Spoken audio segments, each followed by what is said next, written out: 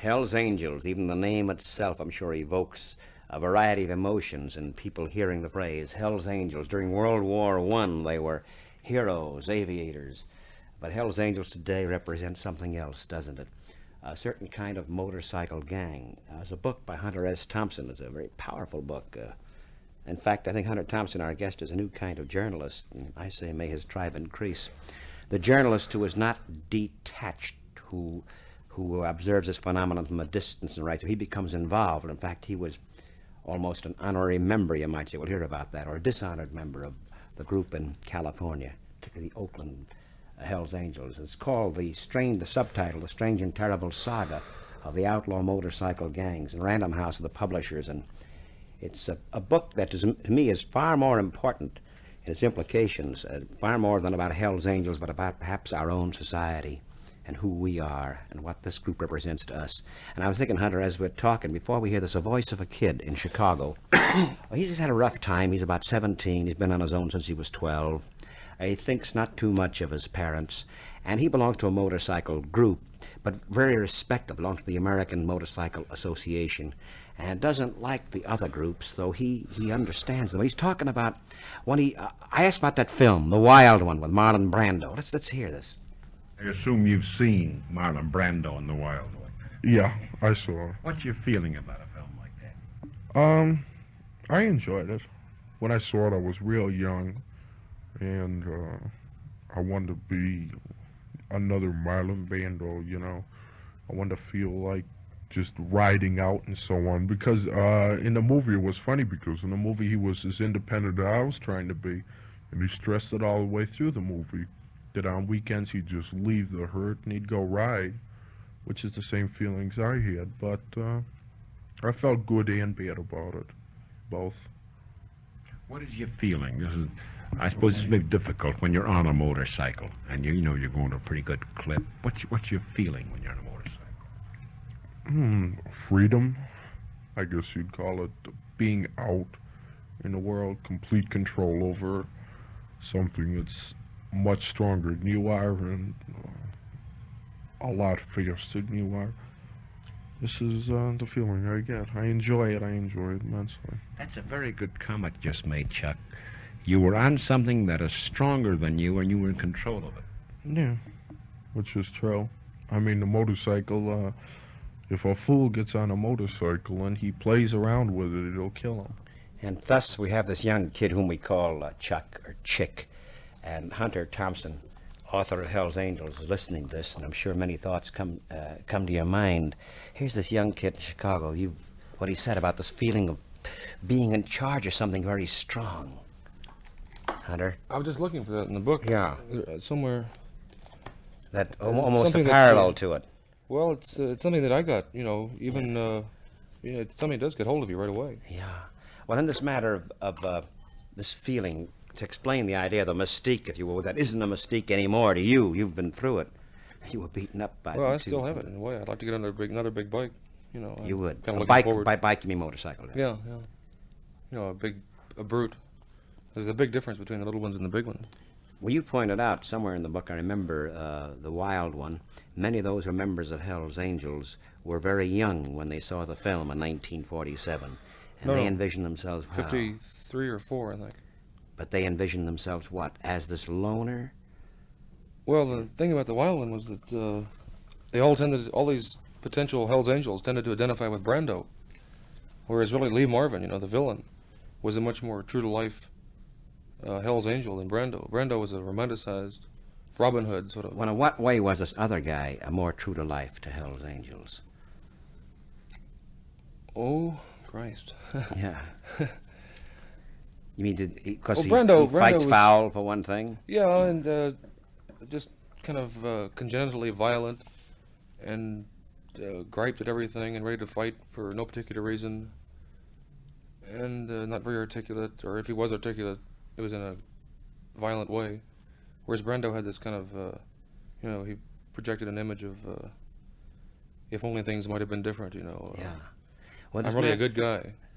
But are they? Now we come to the question. It's not a question of moralizing good or bad guys. The question of Hell's Angels, inarticulate and violent. You used these two words, didn't you? Yeah. inarticulate and violent. Well, Who are the men you've known? You speak of a great number of these guys throughout. There's the leader who's now celebrated. but some are very articulate. Barger Sonny Barger, their tends leader. to be, yes, Sonny is very articulate. I remember a press conference he called when he sent that telegram to President Johnson, volunteering their services in Vietnam. Yeah. His guerrillas, animals, GOR, guerrillas. He was totally poised in front of, I counted, I think, 42 reporters and I forgot how many cameras and Well, is 5 it TV dollies. Is it because now he has become a celebrated figure? We come to this too. No, I think he could have been articulate in just about anything he decided to do, but given his temperament, if he went to work in a factory, he'd probably, stuff the foreman's head down a air shaft or something. What makes a man join Hell's Angels? In fact, we should maybe get down to specifics. This is in California now. There are groups, similar groups. In Chicago, there's a group called the Outlaws who say they are tougher than the Hells Angels. But back to, there are several branches. Now, they're called one percenters, aren't they? Well, the AMA called him 1%. AMA, American Motorcycle Association. What does that mean? Well, the AMA is a sort of sporting competition arm of a much larger trade association of bikes and scooters and almost anything with 2 wheels and a motor. But the AMA is, they're a motorcycle lobby, really. And they sponsor all these races around the country, and some of them pretty big. But they don't like the image that the Hells Angels have given the motorcycle. So at one point they came out with a statement saying that, don't believe all this bad stuff you hear about motorcycles, it's only 1%.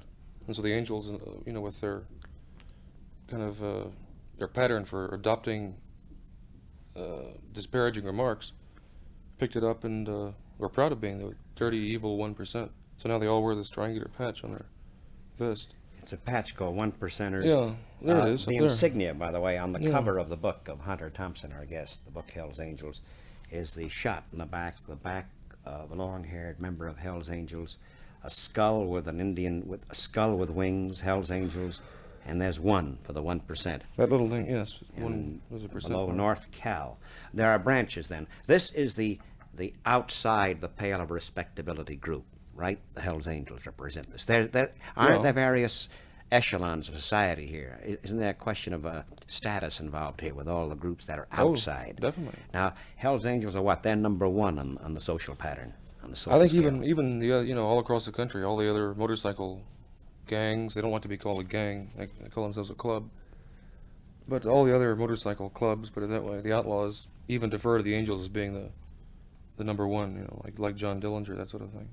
But there's a group in the East called the Pagans that claim 2 or 3 times the membership that the Angels have now. And they say they want to take over the East Coast like the Angels have taken over the West Coast.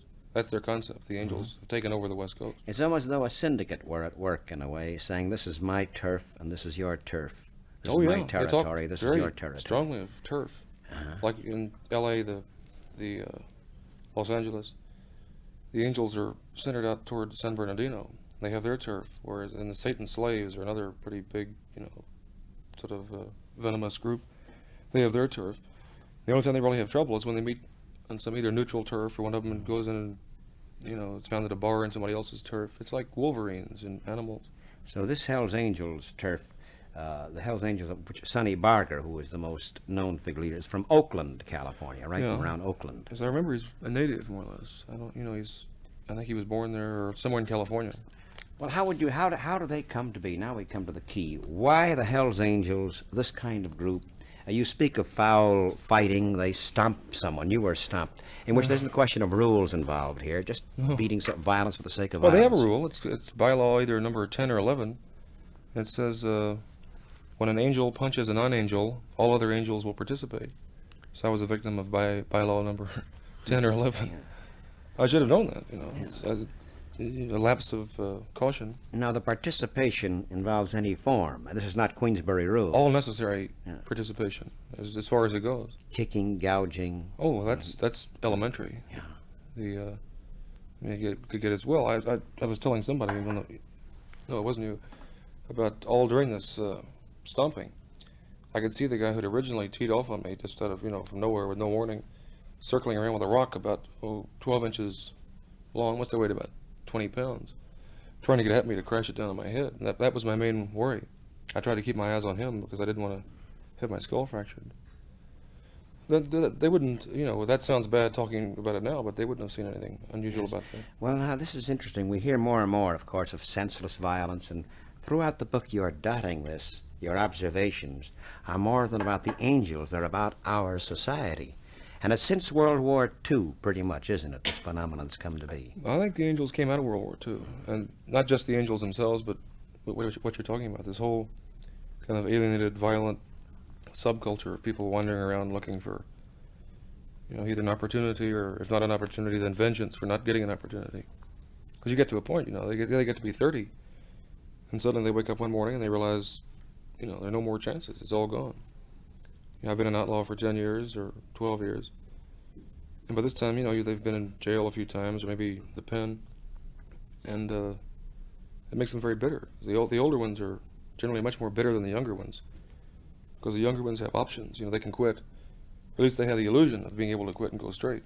But the older they get, the more they lose their illusions, and it makes them meaner. They want to get back at the people who put them in this terrible, this dead-end tunnel. Now, who are these people they want to get back at?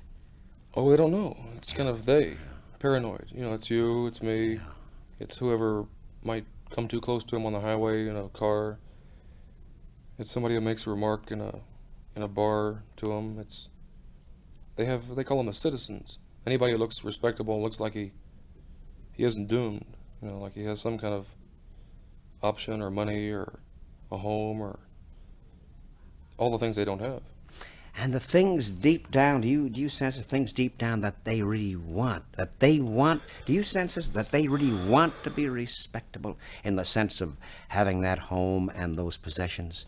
Well, they did at one time. It's hard to say. You have to kind of treat it individually. Yeah. But when they get to a point where they realize they can't have them, that they don't have these opportunities anymore to kind of make it in the great society. Once this realization comes, then it makes them resent these things even more, and it's like the 1%er patch. Yeah. The EMA saw it as a derogatory thing. They adopted it as a positive thing. The very fact that somewhere along the way, whether it's your book, which is a very excellent one, but there have been write-ups, of course, in the mass media, considered bad publicity, but they would rather have that than no publicity, wouldn't Oh, they? absolutely. They would die right away with no publicity. There'd be no reason for being in the club. But now they're recognized. Even though they're the enemy, quote unquote, they are recognized as somebody. Well, it's the recognition that makes them. It makes up for all their deprivation, jobs, money, respectability, and all that. So these are the losers in our society, but who won't be the passive losers, you point out. But as outlaws, they become active. Yeah, and that's part of the appeal. That's why they appeal to people who are passive losers. Because all the people who would like to take a big rock and crash it down on the finance company manager's head can watch, movies of the Hells Angels or read about them, getting vengeance on all the people who've wronged them.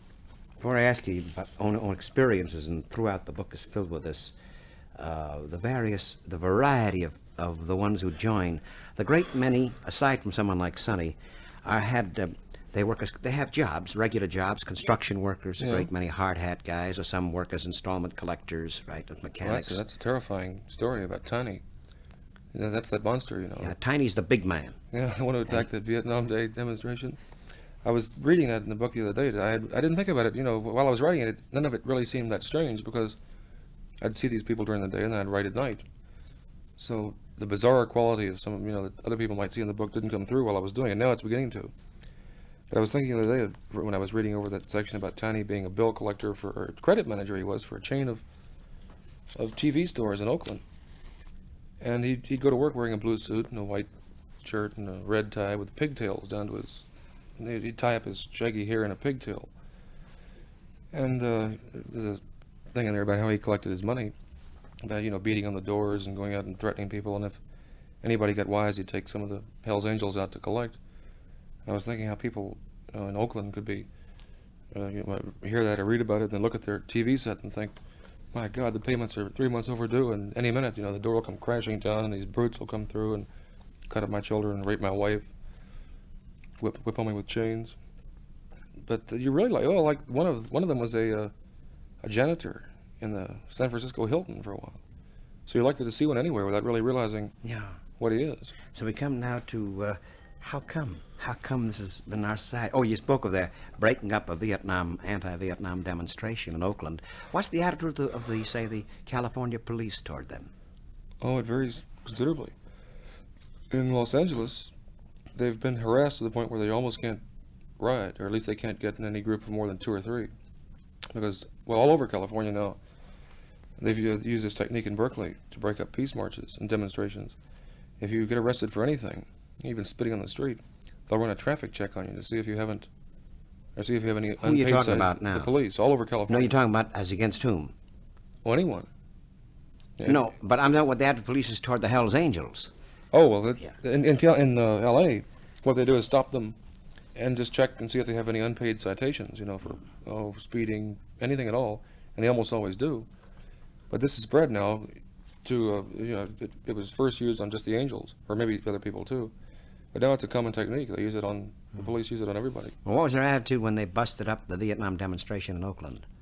Well, it was very funny. The Berkeley police were trying to keep the march as peaceful as possible, and they weren't on the side of the marchers, but they were more or less neutral. Whereas the Oakland police, at the Oakland-Berkeley line, which is just a line on a map, formed a solid flying wedge of 400 helmeted cops with billy clubs held at port arms, long truncheons, not just little clubs. And in the middle of it, with a mic, was Police Chief Toothman. It looked like they were trying to repel some manner of invasion from, the Yellow Peril or something. And I came up to the confrontation from the Oakland side, and the cops were just about as bad as people behind them as they were. They were just as ugly about letting anybody through the ranks either way. It took me about 30 minutes to get through with cameras and tape recorder and press and all that, but somehow 12 of these Angels got through that whole wall of police, which was literally a solid human wall, and were allowed to attack the Berkeley. So when marchers. we come to something else now, Hell's Angels must represent something in our society right now at this moment. Somehow it would be inconceivable to think of them pre-World War II. It's since World War II. Well, what I finally decided, trying to trace some kind of roots, it's hard because they're very reluctant to talk about, who they really are. It's hard to even get them sometimes to tell you their names. But rather than, just kind of blaming poverty, I decided that it was more of a quality of rootlessness, sort of having no home. Like Terry the Tramp, one of the Angels who helped me the most, listed about 7 places as where he was from. He didn't really know where he was from. He had no... I think he knew where his mother was, and I think he knows now, but he never mentioned his father, and they apparently lived all over the country. Every place from Detroit to Norfolk to Fresno, and I think it's This aimlessness and rootlessness you're talking about. yeah, it's a sense of having no place to be, no place to go. I'm just thinking here, here's a conclusion you've come to. We'll just wander back and forth in the book. On page 258, Hunter S. Thompson is our guest, and the book is Hell's Angels, a subtitle, and a very appropriate one. This is not exaggerate, the strange and terrible saga of the outlaw motorcycle gangs. We have to see this, though, as a mirror of ourselves, or else I think the point is missed. And you say here, because there's a romantic attachment, it would seem, we speak of the individualist tradition of the rebel, but you say, toward the end, after a year, you were with him for about a year or so. About a year, yeah. A year or so. I realized the roots of these acts was not any time-honored American myth, but right beneath my feet in a new kind of society, only beginning to take shape. To see Hell's Angels as caretakers of the old individualist tradition that made this country great, quote unquote, is only a painless way to get around seeing what they really are, not some romantic leftover, but the first wave of a future that is nothing in our history has prepared us to cope with. The Angels are prototypes. The lack of education not only rendered them completely useless in a highly technical economy, but's given them the leisure to cultivate a powerful resentment, to translate it into a destructive cult, which the mass media insists on portraying as a sort of isolated oddity, a temporary phenomenon that will shortly become extinct now that it's been called to the attention of the police. This paragraph, to me, is almost the key to your book, Hunter. Yeah, it is. Yeah, if I thought I was just going to write about the Hells Angels, sort of a group portrait, it wouldn't have been worth writing. But here we have a technology, we have the computer, we have labor-saving devices, we have the need for more and more college education for almost any kind of job, and you have this tremendous mass of young who find themselves, obsolete almost. Yeah, and the Angels are, see, they most of these are people who found themselves obsolete years ago. So the people who, say the Hells Angels that are being created now probably won't be obvious for another 5 years. But it takes a while to cultivate that kind of bitterness, where when somebody calls you, a dirty bum, you don't look in the mirror and think, well, maybe I should wash my face. You go out and, rub scum on you and get dirtier. Then you go back in and punch him and break a bottle and stick it in his gut. So that we won't see what really this technological, what's happening today. The evidence, the people who are being left out and put behind, won't be obvious for years. And Christ only knows what will happen when, by say 1985, there'll probably be a million Hells Angels, or not. They won't be wearing the colors, but there'll be people who are just looking for vengeance because they've been left behind. Because then that which was considered derogatory becomes, as it has, you point it becomes that badge of honor. Right. They take this very thing, the obscenities and all become their way of life. And they like to throw it back in your face and say, yes, here I am, a dirty bum. I'm even dirtier than you thought. And I'm also going to punish you for calling me that and making me that, too. Incidentally, since we're talking, we have to get one thing straight now. The matter of age, so people won't misunderstand. I think these are young kids. A great many are married or live with women and have kids, have jobs right there. Yeah. The age goes from what? From... with a few exceptions, from 20 to 40. There are a few over 40, but very few. But I noticed toward the end of my involvement with them that more and more younger types were arriving. There were a lot more hangers-on and people who were younger kids who were trying to get in.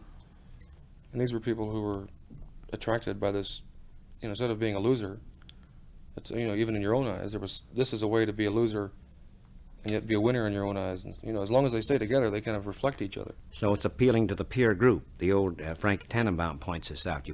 You have quotes. By the way, the book is fascinating in many ways. The quotations you have, beginnings of chapters, are quotations from gangs of various past eras, reactions of respectables, quotations, and throughout this question of everybody's really saying, I want to be someone, doesn't he? To want to be recognized as someone. Yeah, and if I can't get it one way, I'll get it another way. If you ignore me on the streets, then I'll punch a hole in your windshield. Then you'll recognize me. And when I do it, I'm powerful enough so you can't do anything about it. Because when they get together in big mobs, they're very hard to handle. The police treat them very gently. Gently. Excuse me. You point that out several times. Again, attitudes of... I asked you about police several times because there's back and forth. You have confrontation. You also have friendships. You point out when they're alone or when the Angels are, just a couple of them, they're harassed. But when there are a great many of them, they're treated with great respect. Well, they're aware of this. So rather than be just rousted for parking tickets or speeding tickets, rather than take a chance on that, they try to get together in as large a band as they can. So that the police know it's not just a matter of grabbing somebody by the ear and leading him into the traffic court. They might cause, a riot. And of course, it's not just the police. It's in a small town, the people who live there, like a town of 10 or 20,000, get excited and terrified, and they arm themselves and stand around in bands with, on street corners with guns and knives and clubs, because they really believe that the Angels are going to come in and decimate the town. So we have two aspects of violence here. You had this confrontation dramatically in the very famous place, Bass Lake. Bass Lake. Yeah. Bass Lake. Hollister is a town that was the basis of the Wild One, the film, wasn't it? Hollister, California. Hollister, was the basis of the film, and also probably the sort of the Yorktown of the whole Hells Angels movement. But in Bass Lake, we had vigilantes on one side, Hells Angels on the other. The respectables, if you will, on one side, violently so. The non-respectables, violently so. So you had violence on two sides, almost poised. You used the Dulles quote, balance of terror. Yeah, that's my old friend, John, yes. Well, I was almost as afraid of the locals, probably more so than I was. When I got there, I was totally neutral. Because it was the first time I'd seen the Angels. You went there to cover it as a journalist. Yeah, and by this time I knew I was working on the book, so I was going back into the scene that I already got out of after working on a magazine article. When I got there and found the locals, all armed, and probably 100 of them, just forming a human wall in front of this shopping center. I wasn't sure who to be afraid of, whether the angels were going to hit me with chain whips from behind, or the locals from in front, or where to turn my back, or anything. And the old locals were armed. They'd hired private gunmen and people with hunting knives and long sticks. It's the angels bring out this kind of violence in other people by confronting it. They confront them. You just touched on something fascinating. There's so many thoughts come to my mind. The angels bring out this violence in other people because they are dressed, obviously, bearded, long hair, earring in ear, perhaps, a swastika helmet or a Confederate flag, which some of the locals would like very much. But something occurred to me. They bring something out. I was visited one day by 6 members of the Outlaws, friendly. They just came over, curious, to the house. An acquaintance of acquaintance suggested come over. They wouldn't talk with the tape recorder. They were drinking. And they were telling experiences of their own. They're sitting at a tavern, and as though they're looking to be, somebody comes over, a local tough of the neighborhood, and starts a fight. That's what they were looking for. Yeah, they were suddenly recognized as someone. They claim, the angels anyway, claim that they don't look for trouble. They just try to live peaceful lives and be left alone. But on the other hand, they go out and put themselves into situations deliberately and constantly that are either going to humiliate somebody else or cause them to, avoid humiliation by fighting. So they really put, I've seen them countless times, put people in situations where they have to either crawl or fight, just almost by just being there and smiling at them. And of course, they live in a world that isn't as polite as what the world that, a lot of people live in. And yet our society, the various aspects of it, are so Hell's Angelous, it would seem. The songs in the jukeboxes, for example. What's that? Is it blue denim trousers? No, what's the one? Black denim trousers? He wore black denim trousers and a motorcycle vest or jacket or something like that. That fool was a terror of Highway 101. We'll probably have to pay somebody for saying that on the air. No. Now, the fact is that song became our song. And they romanticized the other one, A World of My Own. A World of Our Own. A World of Our Own. They never recognized that. That just struck me one day when I was... Yeah. But fantasy. But the point is the fantasy here. Well, the fantasy they and need the fantasy. reality. Without the fantasy, they couldn't face their reality because it's too horrible. Every day they wake up and their teeth hurt more and no dentist will touch them, without payment in advance and that sort of thing. So their reality is really pretty bad. And their fantasy is, it isn't really that they've chosen it so much as that that's all they have left. This fantasy of being big and tough and powerful and, right against all these people who are wrong and evil and going to push down on them and bend them. It's this myth, then, that is so necessary from this fantasy because the reality is so bleak and so joyless.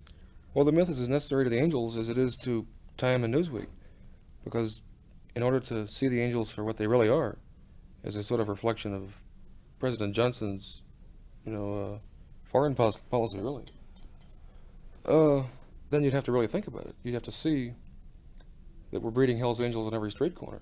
They just don't wear the jackets yet. So it's much easier to. That's why I mentioned that isolated oddity. It's much easier to see them as something that came out of some past gypsy culture, dying out because they can't proliferate or breed anymore. That isn't the case. I think we'll have 10 times as many Hell's Angels in 10 years as we do now. I think now Hunter Thompson, our guest, is coming to the nitty-gritty of it, as the kids would say. Here we come to it now. You speak of 2 of the most celebrated organs of our mass media, who delight and gloried, and the angels too delight and gloried in being celebrated. These became great stories, cover story for Saturday Evening Post, for newspapers. Now something happened here right now. These organs of opinion and journalism covered this. It was great. It was an isolated oddity to them.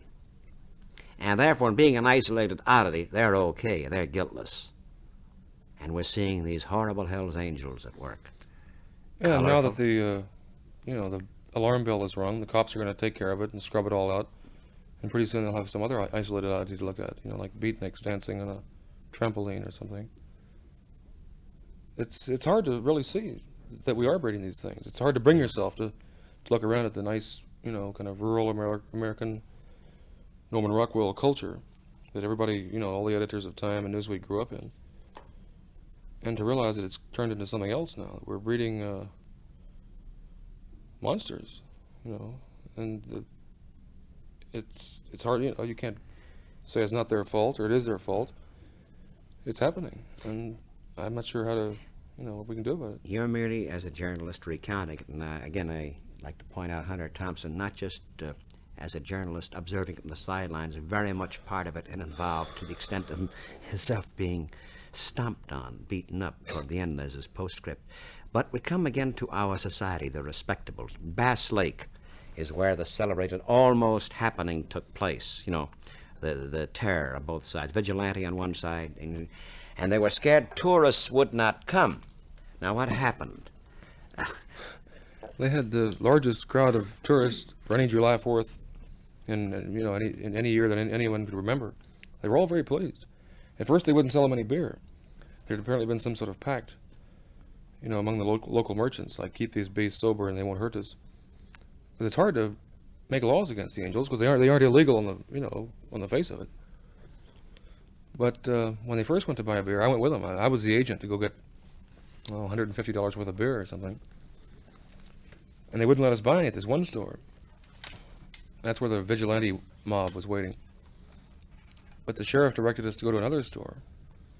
And the man there sold them beer, and that just broke the dike. Because the angels all swarmed into this market, and it became like a circus for 2 days. All the tourists came there. The man who wouldn't sell them beer lost all of his business. And he didn't have the Animal Act for the weekend. He didn't have the Animal Act for the weekend for the respectables to Right. enjoy. Oh, you couldn't still keep their respectability. I'd like to find that quote. I remember I just read it here. Here it is. The man named Williams refused to sell them the beer, and he was afraid of difficulties and trouble. Whereas the other recognized, and so here's the end of this particular chapter, a part of it, Hoodlum Circus and Statutory Rape of Bass Lake. And if nothing else, writes Hunter Thompson, the weekend at Bass Lake was a monument to free enterprise. It is hard to say what might have happened if the outlaws hadn't been able to buy beer, but the moon-faced man of the tourist market, he's the one who sold them, very delighted to, was the visionary who turned the tide. After the first purchase, the angels were welcome, or at least tolerated, everywhere except at Williams' store. He's the one who didn't. Which even the vigilantes abandoned when it became apparent the action was across the lake. Poor Williams was left holding the civic bag. He had taken a gutty stand. His image was all moxie, but on Monday night, when the angels were finally gone, he had earned the leisure that enabled him to go out to the lakefront and gaze off in a proud, wistful way like Gatsby at the green neon lights of the taverns across the water where the others were counting their money. It sounds very different when somebody else reads it. It's good writing. Well, thank you. And now we come to, again, another... we can't evade, no matter how we try to talk about the Hells Angels as something esoteric. Let me just Go inject ahead. a little thing for a minute there. I was saying it sounds different when somebody else reads it. One of the weirdest experiences of my life was having groups of angels drop by the apartment at odd hours of the day or night and read this thing aloud. I had selected parts I'd let them read. Oh, from this book? Yeah, but they wanted to know what I was doing. Yeah. Here's this mysterious person lurking around and writing something. And of course they figured, you'd write a book in 3 days and it'd be out next week. They had no idea at the time, so they really had to reassure themselves always that I was doing it. And they'd sit there and read this thing to each other. And their reactions were completely different from mine or yours or anybody else's. They'd get highly insulted at things I thought were, kind of gentle and funny. And then the most horrible epithets or, descriptions didn't offend them at all. They laughed at them. And it was almost like, reading your book in a bad translation in another language.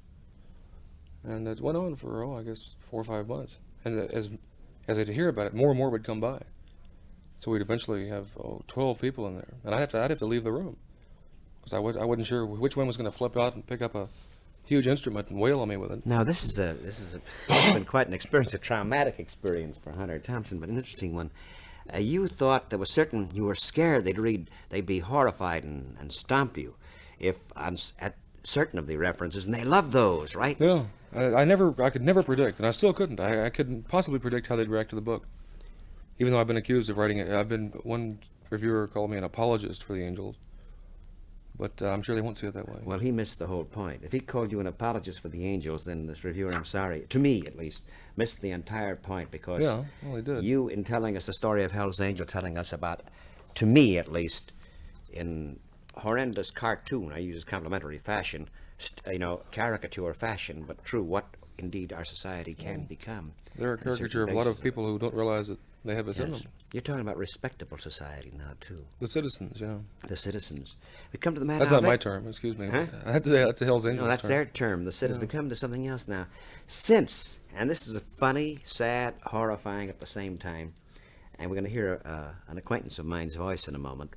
He's not a Hell's Angel. He sort of works quasi-legally. Some would say he's a hoot. He's strange. He's outside the pale of respectability, though. I think he loves respectability, as they do. About what a celebrity is. C. Wright Mills used that great quote, that the celebrity today comes out of the hierarchy of publicity, no longer of descent or even of wealth. Now, the Angels, certainly Sonny Barger, have become celebrities, haven't they? Who could actually, even less than that, I don't know what percentage, who could hold up a book and say, look, they wrote a book about me. It's like Faulkner saying, I made my mark on the wall, Kilroy was here. Yeah. And now they have this. It's a monument to them. I suppose it's my fault, but that wasn't my concern. I was just asked to write a truthful book, and I tried to write how it was. But they were also becoming celebrated thanks to the weeklies and thanks Oh, to... yeah, they were celebrities long before I got hold of this. But they, as a result of which, you have a funny, to me, very funny, when Sonny Barger's asked his opinions. Well, what do you think of Vietnam? What do you think of civil rights? This is the point. He's a celebrity. Yeah. Like a used car dealer mentioned often in a column, becomes celebrity. What do you think of...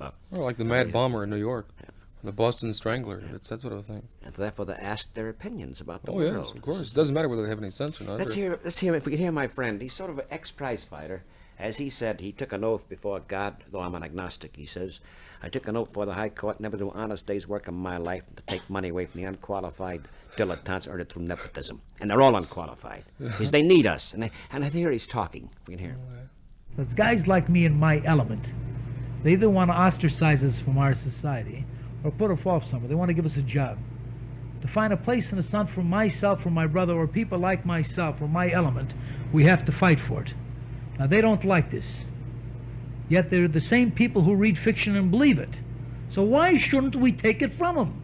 Legally, with the semi-muscle. The greatest thing is the semi-muscle. It can get you killed, but if you work it right, there's nothing strong in the world. You used the marvelous phrase. You didn't say muscle. You said semi-muscle. Semi-muscle. Which makes it legal. Legal, sure, you put that fear in them that they will help them.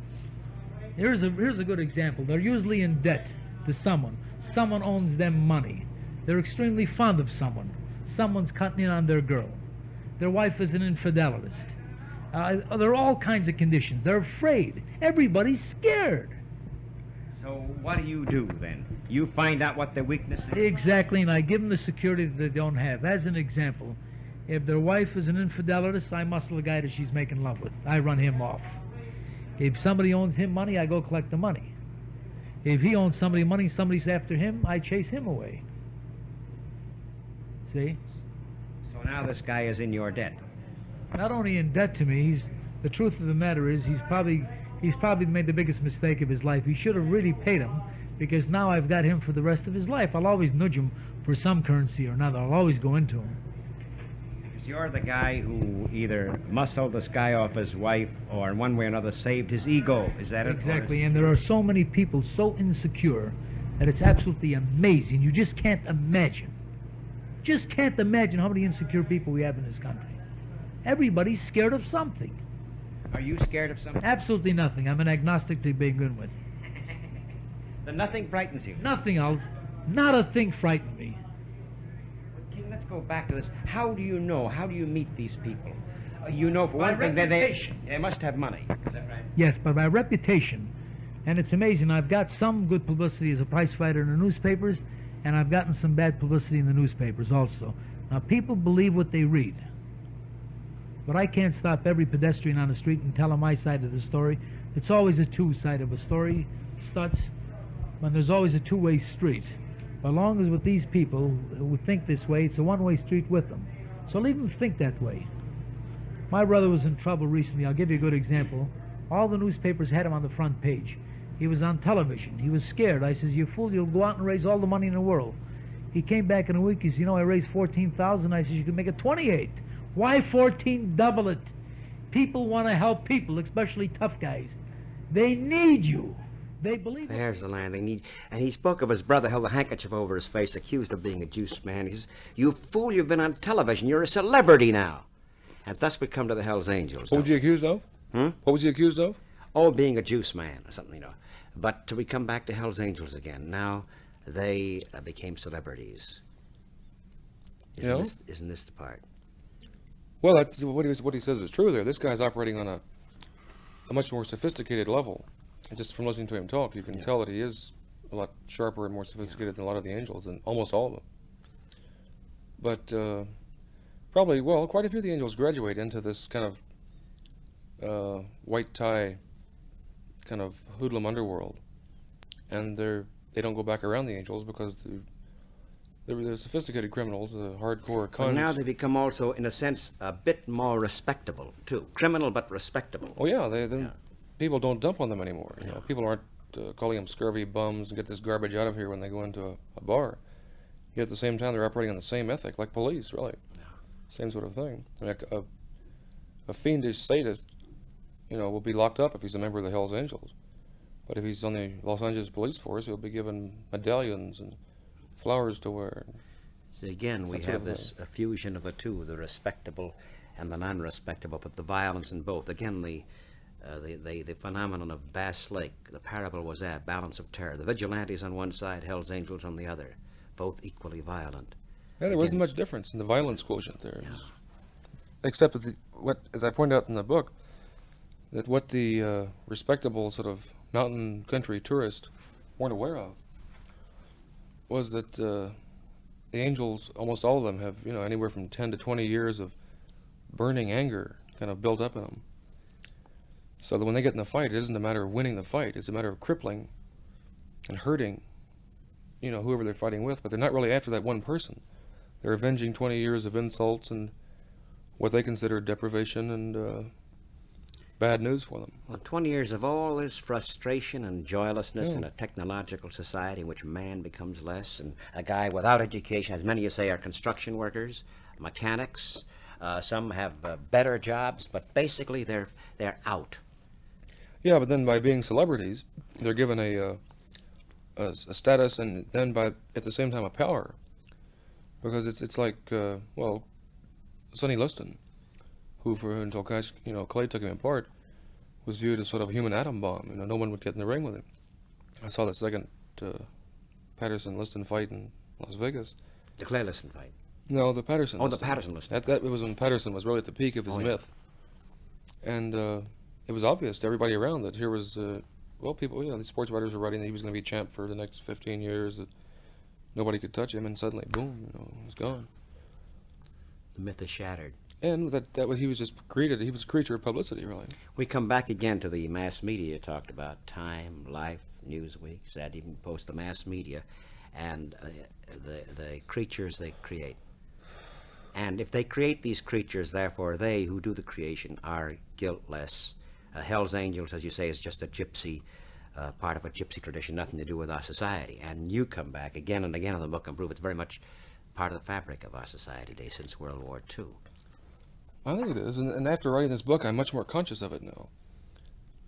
I'm much more conscious of the kind of anger that lurks all and everywhere. Chicago, L.A., almost any urban situation. I used to get a lot of kind of brawls and bars and good fun type things.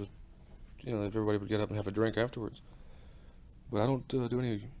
I keep my mouth shut now. I've turned into a professional coward. Yeah, professional coward. Yeah, there's just too many really mean, angry people out wandering around. I'm not. I'm not looking for somebody to mash somebody's head and get back at the world. But after this, and especially going in conjunction with this, I somehow got mixed up in a lot of karate classes and karate people. And wow, talk about seething vengeance. A lot of the angels are big on karate. Because it's like the motorcycle. Here's a powerful thing that you can get, and it's safe. Carrying a gun is not safe for anybody with a criminal record or is likely to get stopped. But it's, karate is really booming on the West Coast. That's interesting. It probably will be booming here, too. Yeah. This is interesting, the karate classes and the chop that can kill a man, of course. Oh, yeah. Well, it's much harder to learn than that. I've gone through just enough of it to know that It isn't a matter of going in and learning a secret chop. Mainly it's a matter of conditioning. But the angels see it as something that they can have, to give them even more power over the squares and the citizens. Like the bike. The bike is, there's no question. I think anybody who has any kind of sensuality in them at all would get a tremendous boot out of just, what the angels call screwing it on. Just getting a big bike and just running it flat out as fast as it'll go. I used to take it out at night on the coast highway and just drunk out of my mind and ride it for 20 and 30 miles in just short pants and a t-shirt. It's a beautiful feeling. Power. Power and freedom, too. I remember the kid at the beginning, you heard Chick, that young boy in the beginning. Freedom, I made a note he on said, that, yeah. Yeah, it's. I recognize it as an illusion, as a fantasy. I enjoy it, but I sort of know where I am when I'm doing it. But for somebody who has nothing else to go back to, this is maybe one of the happiest minutes of his life. And you can imagine if that's true, just how powerful he'd feel if he could give you one of these, kind of in the head with a karate. It's not a chop; it's a head snap. So you'll have that physical power with your fist with karate or with the motorcycle. It's like carrying a gun. And inside you is this tremendous joylessness and frustration of being the loser. Wanting to So the get combination is pretty lethal, is it not, in our society? Oh, Christ, it is. And you say that you find it more and more. Now, you see... Maybe I'm just more aware of it. See, I'm not sure whether I'm seeing more, because after a year of drinking in taverns in Oakland, you really see a different side. At least for me, it's a different side of the world. Everybody's mean. People come in and they leave their bars and the guns. These aren't Hell's Angels. I mean, what am I saying? They leave their guns in the bars. Getting out of my head. These are will not come in- Hell's Angels. No, they're people who look like, they're wearing blue cashmere sweaters over kind of work shirts and that sort of thing. They come in and rather than carry the gun around, they'll leave it behind the bar and ask for it when they come in, or they're going to take it somewhere, then they bring it back and leave it in the bar. And the waitress or whoever the bartender can always claim it's his gun, and he has it back there for protection. So this guy, if he's an ex-con, won't be busted on the street for carrying a weapon. And so we come to this matter of this violence more and more as part of our society. The Hunter Thompson has been part of, has seen, has written about powerfully. Well, I'd like to, make certain that I wouldn't just call the Hells Angels in Oakland the only violent part of our society. I think Lyndon Johnson is, be a good Hells Angel. And mentally, obviously not. The angels reflect not only the lower segments of the society, but the higher, where violence takes a much more sophisticated and respectable form. The reason I say is you mentioned the tavern. There's a Mexican steel worker, very, very skilled steel worker, first helper Open Heart, the aristocrat of steel. He's a Golden Glove fighter, and he spoke before the war. He's an idealist. That is, he says, I was. Before the war, he hit a guy. If they had a fight in the tavern, they'd stand up later on and have a drink. This time he did it once. That's why he no longer goes to taverns, he says. Usually. He hit this guy, and when the guy was down, two strangers suddenly jumped on the guy and stomped him. Jumped on the guy he'd hit? Yeah. So they jumped, and coming back to this senseless violence that you were talking, and I asked them, what are they doing? They had no answer and went back to their drink. And since then, he doesn't go to taverns anymore. They call him chicken, or he called a professional coward. He says... Well, it's like dogs, or sharks. A member of a shark pack, or whatever you call them, packs. If one of the sharks gets hurt, the others will turn on him and eat him. What conclusion do we come to?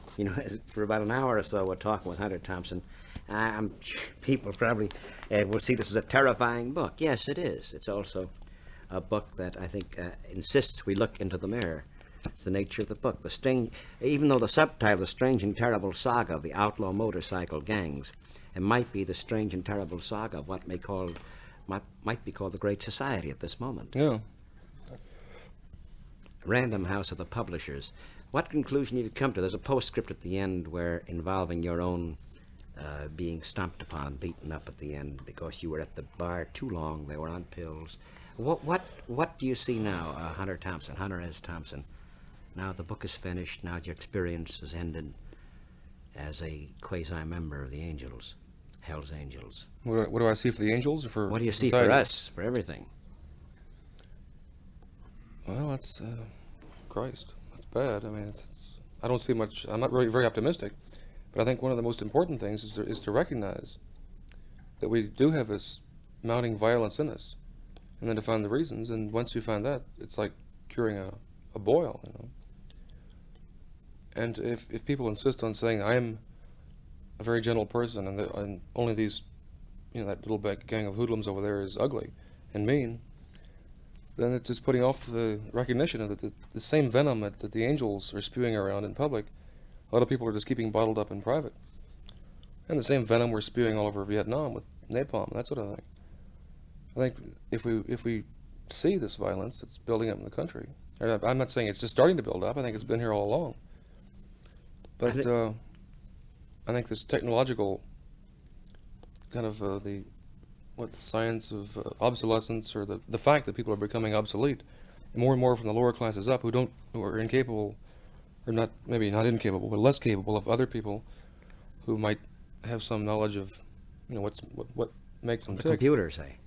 Well, no, but a lot of people are capable of seeing this in them and kind of controlling it. I'm getting to that point now where I don't leap up in a bar and throw a beer bottle across the place and pick up a stool anymore, that sort of thing, or throw a bag of lime into a tavern. But the people who are most affected by this technological obsolescence are the ones least capable of understanding the reasons for it. So the venom builds up much quicker. It feeds on their ignorance. And until we can, actually, it's a question of education. Until you recognize what's happening, what makes you do these wild things. First, I used to throw beer bottles into bar mirrors and stuff like that, and get stomped always. I can't remember ever winning a fight, but I don't do it anymore because I kind of, I've finally caught on to what was happening. And I think unless everybody from Johnson on down at least sees it, once you see it, you can either say yes or no. Okay, I'm violent. I'm going to be even meaner, like the guy who was a semi-muscle man. But until you recognize it, it's like a albatross around your neck. So it's come to the question of recognition, doesn't it? The shock of recognition, or as Wright Morris puts it, the recognition of shock. He's talking about Marasad. But we come back to Hunter Thompson's book. Just to keep the record straight, we know there are young, we know there are a minority of the young, the prophetic minority, Jack Newfield calls them, who think our values must be reassessed, look at it their way. Now, the angels don't understand that. No. They wouldn't agree with Newfield at all. No, of course not. You can't lump the angels with the new left. Oh, no, I was saying exactly the opposite. I think I'm sorry. I thought you were... No, I meant we have, on the opposite, you have a minority of young kids who see something crazy and cockeyed and trying their way. And you might say, to the other extreme, we have the Hell's Angels. Yeah, they're the new right, which is terrifying, really, because you can imagine if 100 angels can cause this much trouble, what 10,000 could. And there are 10,000 potentials everywhere you look.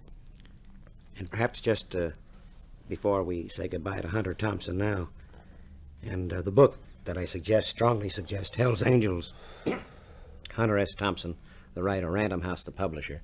It's more than a question of, quite obviously more than ideology, which in itself might be obsolete, neither left nor right, the phrases, but the recognition of what our society is, what it can become, both affirmatively and negatively, and the forces at work. But above all, I think Hunter Thompson is telling us, take a look in the mirror and recognize ourselves, and then perhaps there may be a cure. Yeah, I learned a lot about myself just writing about the angels. You learn about yourself, you say? Yeah, I'm much less aggressive and violent than I used to be. I was looking in the mirror in a way. That's one of the reasons the book was so fascinating and why I enjoyed writing it. I was seeing a very ugly side of myself a lot of times. So as I say, I've become a professional coward now. It's easier. Or perhaps more of a man, too. Yeah, I feel better. Recognition. Yeah, I don't wake up in the morning wanting to punch somebody. I never really did, but sometimes I'd wake up in the morning and think all day about something else and then punch somebody at night without realizing I'd been thinking about it all day. I think one thing Hunter Thompson hasn't said before we say goodbye now is that he happens to be a very excellent writer, a marvelous journalist. At the very beginning we were talking about a new kind of journalist is evolving, and I had said, may its tribe increase. There's a new book by Joan Colebrook's going to be coming out called Cross of Lassitude, and Hunter Thompson's book is another example, and the reportage of Barbara Deming. That's the journalist who is involved and concerned, and thus new insights come, dazzling insights in contrast to the quote-unquote detached journalist. The wire service journalist. Yes. Hunter S. Thompson, thank you very much indeed. Yeah, thank you. I've enjoyed it. Hell's Angels, Random House.